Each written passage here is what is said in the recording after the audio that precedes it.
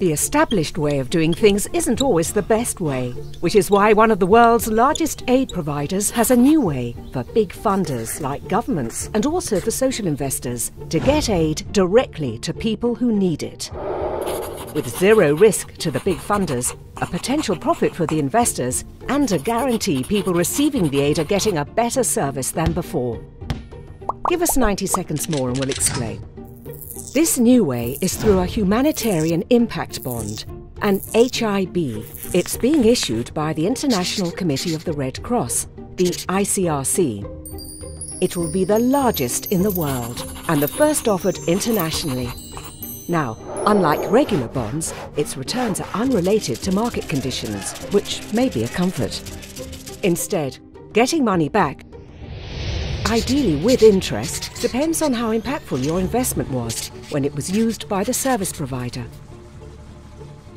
By service provider, we mean the ICRC. Traditionally, they've been paid directly by the big donors that we referred to earlier, such as governments. They're known as outcome funders. But now, these outcome funders and the ICRC together think they have a dramatically more impactful way of doing things.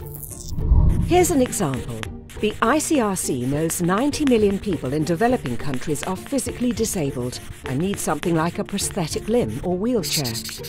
They also know around 90% of disabled children in these countries miss out on school because they can't get around.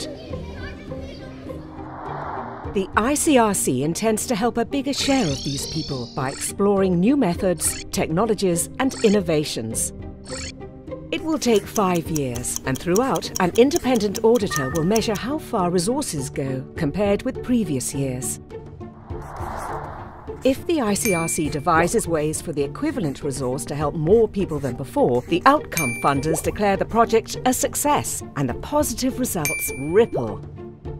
The outcome funders pay the humanitarian impact bondholders their money back. If it is a huge success, they pay a premium too. These social investors profit while knowing their money was the catalyst for change. For outcome funders, this approach drastically reduces risk. They only pay when programs are successful. For the ICRC, the HIB means access to new investors and it inspires innovation.